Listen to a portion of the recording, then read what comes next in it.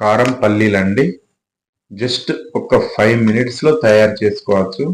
మంచి time pass అవుతుంది సాయంకాలం పూట. చూడండి ఎలా ఉన్నాయో.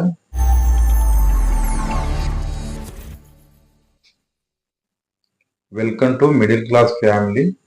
ఈరోజు మన రెసిపీ వచ్చి కారం పల్లీలండి. కొంచెం ఒక ఆయిల్, ఒక స్పూన్ కారపొడి, తగినంత సాల్ట్ అండి, అలాగే కరివేపాకు రెమ్మ ఒకటి.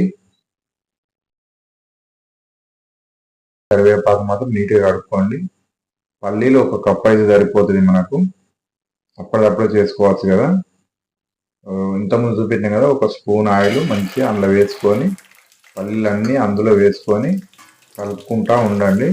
మనం ఇప్పుడు పెద్ద పెద్ద హోటల్లో చట్నీకి అయితే బాగా ఆయిల్ ఉంటుంది కాబట్టి అందులో వేసి తీస్తే సెకండ్లలో అయిపోతుంది. మనకు అంత అవసరం లేదు కాబట్టి, కొన్ని పల్లీలు కాబట్టి మామూలుగా ఇట్లా చేసుకోవచ్చు.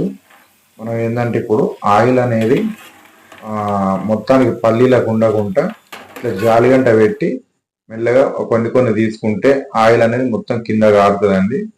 కారిన తర్వాత మన కరివేపాకు ఉంటుంది కదా, మన ఆ కరివేపాకు కూడా అందులో వేయించుకోవచ్చు. ఇట్లా కలర్ వచ్చేదాకా వేయించుకోవాలి మంచిగా. ఎందుకంటే టేస్టే కరివేపాకుతోని చాలా బాగుంటుంది కాబట్టి వేపుకుంటుండండి. మనం ఇంతకుముందు పల్లీలు తీసినాం కదా, ఆయిల్ అంతా డ్రై అయింది. ఇప్పుడు మంచిగా ఒక కప్పులో వేసుకోండి. కానీ టేస్ట్ మాత్రం భలే ఉంటాయండి. టైంపాస్ పూట మంచిగా కూసుండి గమ్ముందిగా ఒక్కొక్క గింజ తింటూ ఉంటే ఆ టేస్టే వేరుంటుంది. ఇవో మొత్తం ప్రిపేర్ చేసినాం కదా, ఒక స్పూన్ కారపొడి వేసుకోండి అందులో. అలాగే తగినంత సాల్ట్ వేసుకోండి.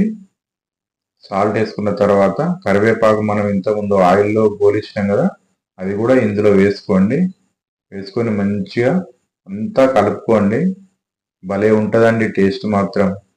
సూపర్ ఎమ్మి. మంచిగా కారం కారం, ఉప్పు, కరివేపాకు కొరుకుతూ ఉంటే భలే టేస్ట్ ఉంటుంది. చూడు ఎట్లయిందో కలర్. బాగున్నాయి కదా.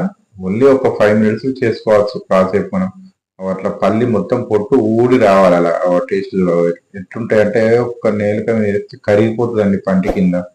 కరివేపాకు కూడా చూడండి ఇట్లా తుక్కు అయితే టేస్ట్ బాగుంటుంది. ఈ వీడియో నచ్చినట్టయితే లైక్ చేయండి, సబ్స్క్రైబ్ చేయండి ఫ్రెండ్స్.